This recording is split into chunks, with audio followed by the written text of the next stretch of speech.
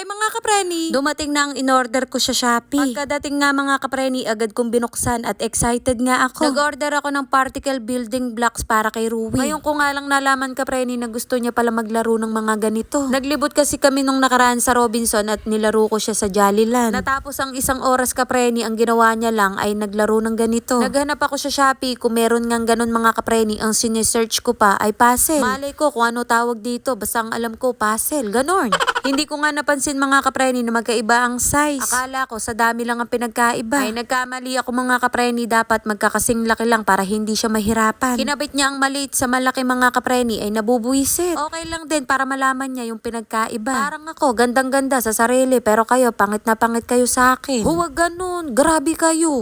Mas madaling gamitin yung medyo malaki na yan kapreni, kaya nag-add to cart pa ako. Madami kaming pera kaya bili lang ng bili. Sa totoo lang, hindi ko kayang ubusin ng pera. Oy, kala mo talaga?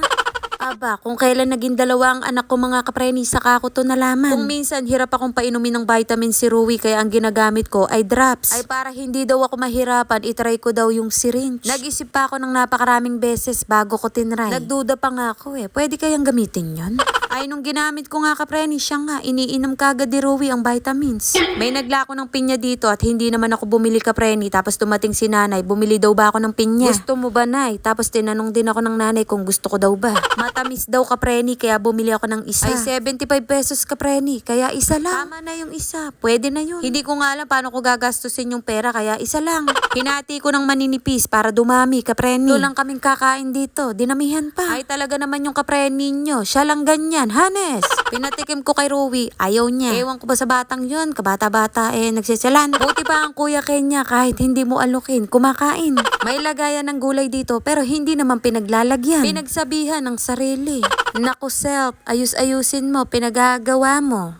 Masarap ang pinya kapag malamig kapreni, kaya nilagay ko muna sa ref. Etong batang to ayaw naman mawalay sa akin. Akala lalayas ng lalayas yung ina niya. Habang tumatagal, gumagaan si Ruwi kapreni. Buti na lang, kinakaya ko ang lahat. Charis! Teka, magpapahinga lang muna ako saglit para mamaya may lakas ulit. Sana all, pahiga-higa, pa-cellphone na lang ba? Gusto ko nga araw-araw puro ganito Hindi ako magsasawa, promise. Why, joke lang ha. Bawal magalit dito. Dapat ako lang. Sorry na. Ang saya-saya namin dito pero ako hindi ako masaya sa buhay ng ibang tao. Oy, ano ba yarn? Oy, huwag kang napaka-ano mo. Sabi ko kay nanay, siya na muna ang magluto. Wala na kayong ginawa, magluto naman kayo. Ako na lang palaging nagluluto, magluto naman kayo.